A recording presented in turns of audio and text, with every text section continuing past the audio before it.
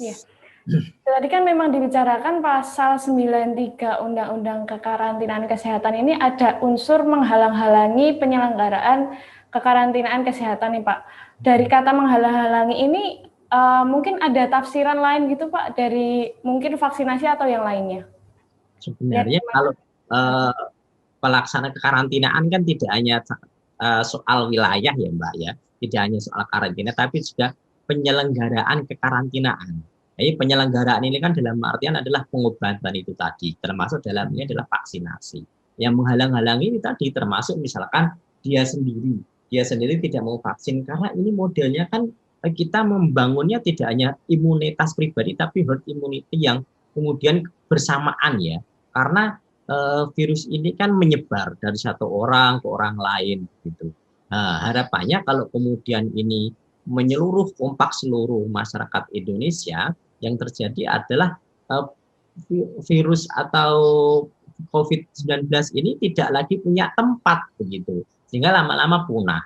Tapi kalau masih ada satu atau dua orang yang kemudian bersikeras atau menolak begitu kan kemudian program ini jadi tidak berhasil, jadi gagal karena ini harus menyeluruh misalkan kalaupun tidak persentasenya kecil lah yang tidak ikut itu. Tapi kemudian kalau dibiarkan takutnya melebihi dari 30% sehingga program ini tidak berhasil ya sama saja kasihan dengan modal yang begitu besar namun hasilnya jadi tidak maksimal.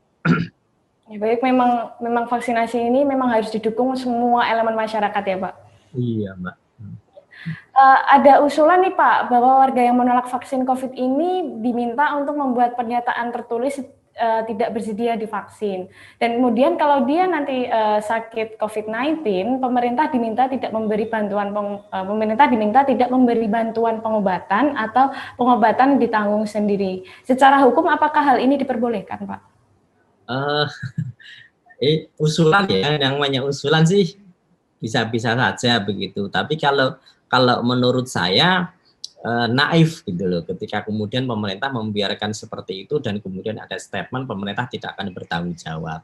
Saya kira itu bentuk pelepasan tanggung jawab pemerintah dan saya yakin pemerintah juga tidak akan mengakomodir usulan-usulan yang semacam itu. Saya kira akan lebih baik ketika ada usulan-usulan itu yang persuasif. Misalkan BPJS-nya, ini dalam kondisi pandemi digratiskan dulu, vaksin jelas gratis, kemudian disiapkan jaminan-jaminan, disampaikan negara bahwa akan memastikan ini kondisinya akan baik, kalau tidak baik negara akan bertanggung jawab. Saya kira itu akan lebih bagus dalam rangka sosialisasi vaksinasi ini, Mbak Sheila. Terima kasih sudah nonton, jangan lupa like, subscribe, dan share ya.